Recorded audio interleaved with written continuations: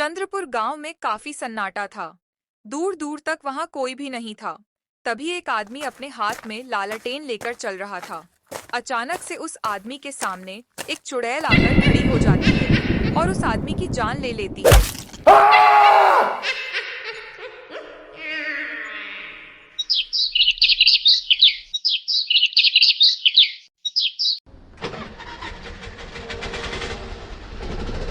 कई साल बाद काजल और राहुल इसी गांव में आते हैं। अरे काजल, तुम मुझे कौन से गांव में लेकर आ गई हो? चारों तरफ सन्नाटा ही सन्नाटा है। ऐसा लग रहा है यहां कोई रहता ही नहीं। ये गांव तो खंडहर लग रहा है। दूर दूर तक कोई नजर नहीं आ रहा। राहुल, ये कोई खंडहर गांव नहीं है। मेरा बचपन इसी गांव में बीता था। जब मैं 10 साल की थी तब मेरा पूरा परिवार शहर चला गया था और तब से हम यहाँ कभी नहीं आए। लेकिन जितना मुझे याद है, ये गांव तो बहुत खूबसूरत था। चारों तरफ हरियाली थी। जहां देखो वहां लोग ही लोग थे। पर अब तो मुझे भी समझ नहीं आ रहा यहाँ इतना सन्नाटा क्यों है। तभी एक बूढ़ा आदमी उसके पास आता है और कहता, तुम बिल्कुल ठीक कह रहे हो। यहां पहले खुशहाली थी। पूरा गांव लोगों से भरा रहता था। मगर कई सालों से यहां कोई भी नहीं आया। यहां के लोग सब कहीं और बस गए। पर क्यों? ऐसा क्या हो गया जिसकी वजह से सब लोग गांव छोड़कर चले गए? चंद्रपुर में अचानक से गांव के लोग गायब होने लगे। जब लोगों ने अपने घरों से निकलना बंद कर दिया तो यहां के जानवर भी गायब होने लगे और फिर गांव के दूसरी तरफ उनकी हड्डियां मिलने लगीं। लोगों में डर फैल गया और सबने अपनी अपनी जान बचाने के लिए गांव छोड़ने का फैसला लिया। अब यहां कुछ ही गिने चुने लोग बचे हैं। लोग गायब होने लगे, इसका क्या मतलब हुआ? किसने लोगों को गायब किया? इसके पीछे कोई तो वजह होगी। अगर तुम्हें गांव का पूरा सच जानना है तो मेरे साथ चलो। यहीं पे मेरी एक छोटी सी चाय की टपरी है। वहीं पर मैं तुम्हें पूरी कहानी बताऊंगा।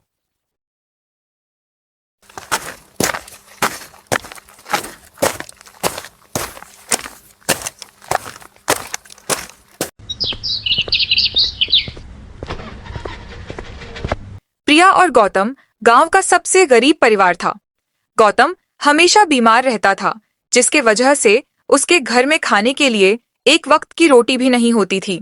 उनकी एक छोटी सी बेटी थी, पूजा। मम्मी, मुझे खाना खाना है, बहुत भूख लगी है मुझे। देखो ना, सारे बच्चों के पास खिलौना है, खाना है, और मेरे पास कुछ भी नहीं है। ना खिलौने हैं, ना खाने के लिए कुछ। बेटा, तुम उदास मत हो। मैं देखती हूँ, कुछ खाने को लाती हूँ। तुम रो मत। मैं उस सामने वाली दुकान से कुछ लाती हूँ। हाँ मम्मी, ठीक है, आप जल्दी लाना, बहुत भूख लगी है।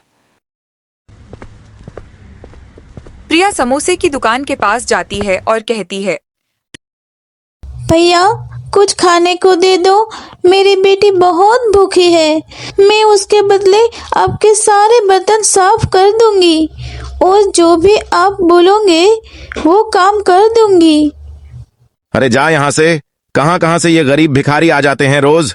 तुम जैसे लोगों के लिए यहां कोई काम नहीं है और ना ही खाने को कुछ। चल निकल यहां से, भाग। प्रिया की आंखों में आंसू आ जाते हैं। वह चुपचाप अपनी बेटी को लेकर वहां से घर चली आती है।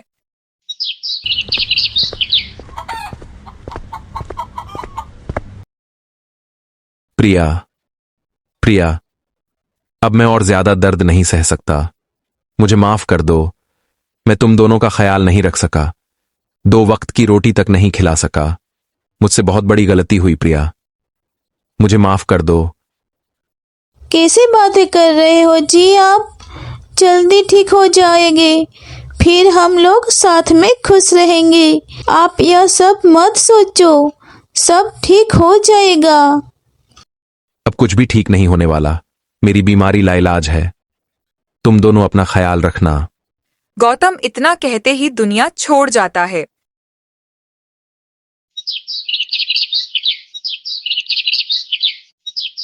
अब पूजा और प्रिया अकेली हो जाती हैं। प्रिया पूरे गांव में लोगों के पास काम मांगती है। पर कोई उसे काम नहीं देता।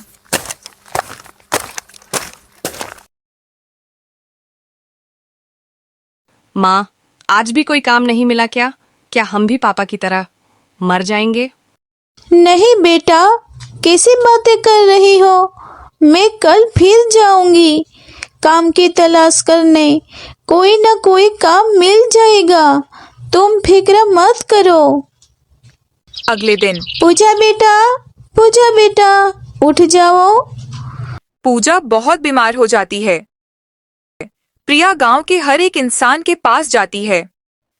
भैया, कुछ पैसे मुझे उधार दे दो। मेरी बेटी बहुत बीमार है, उसको डॉक्टर के पास लेकर जाना है। अरे जा यहाँ से। यहाँ कोई पैसों का पेड़ लगा है क्या जो हम तुम्हें दे दें? चल निकल यहाँ से, पैसे वैसे नहीं है हमारे पास। अम्मा, कुछ पैसे दे दो मुझे, मैं जल्दी लौटा दूंगी। मेरी बेटी बहुत बीमार है। अरे तुझे मैं ही दिखी थी क्या? मेरे पास पैसा वैसा नहीं है, चली जा यहाँ से। हम नहीं दे सकते तुझे कुछ। पूरा गांव में किसी ने भी प्रिया की मदद नहीं की। जब वह घर लौटती है तो पूजा मर चुकी होती है। पूजा, मेरी बच्ची पूजा। पूरे गांव वालों ने मिलकर मेरी बच्ची को मार डाला। किसी ने मेरी मदद नहीं की। मेरी मदद की होती तो मेरी बच्ची जिंदा होती। एक एक कर सब मरेंगे, यही मेरी बद्दुआ है। किसी को नहीं छोड़ूंगी मैं।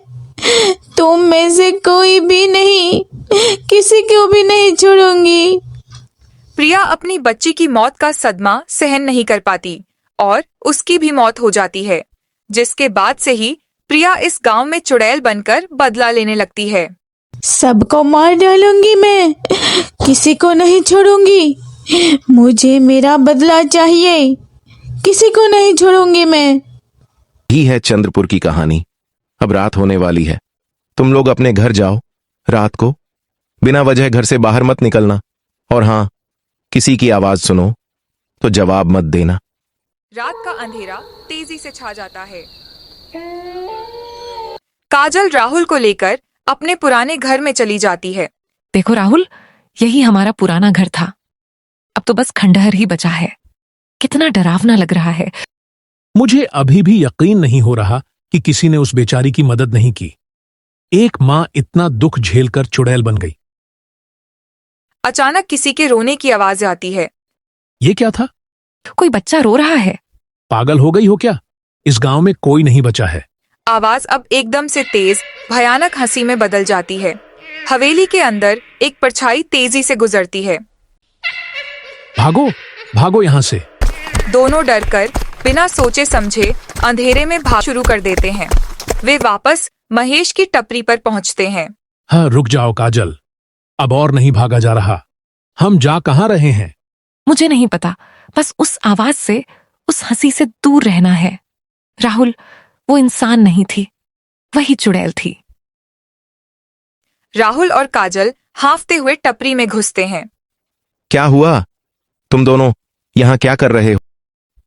बाबा, आपकी आवाज और आपका चेहरा मुझे जाना पहचाना लग रहा है। आप वही तो हैं जिनकी पहले समोसे की दुकान थी।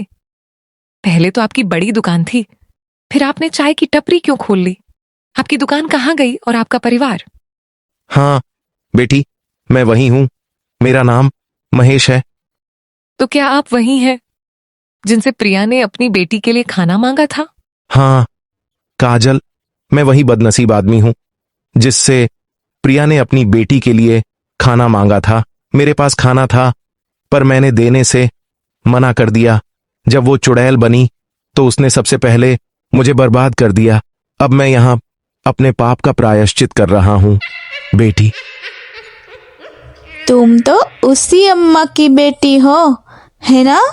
मुझे याद है, तुम्हारी माँ, उसके पास पैसे थे। मैंने उसके पैरों में गिरकर भीख मांगी थी। मगर उसने मेरी मदद नहीं की। मैं कुछ नहीं भूली। जिस तरह तुम्हारी माँ ने मेरे बच्चे को मरते हुए देखा, अब तुम उसकी सजा भुगतोगी। तुम्हारा इस गांव से आना संयोग नहीं, बद्दुआ है।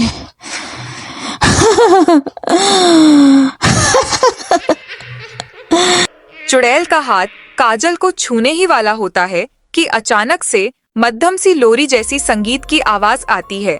चुड़ैल का ध्यान भटक जाता है। हुए भागो, यही मौका है। राहुल और काजल तेजी से भागना शुरू कर देते हैं। जैसे ही वे गांव की सीमा पर बने टूटे हुए बोर्ड को पार करते हैं, लोरी की आवाज बंद हो जाती है और चुड़ैल की तेज हंसी शुरू हो जाती है। कब तक बचोगे तुम? तुम्हें तो लौट कर आना ही पड़ेगा। और भी लोग आएंगे। सबसे गिन कर बदला लूंगी मैं। सबसे गिन कर बदला लूंगी मैं।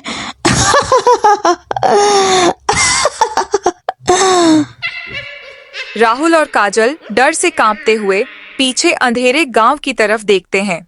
फिर वे भागते रहते हैं, जबकि चुड़ैल की हंसी उनके कानों में गूंजती रहती है।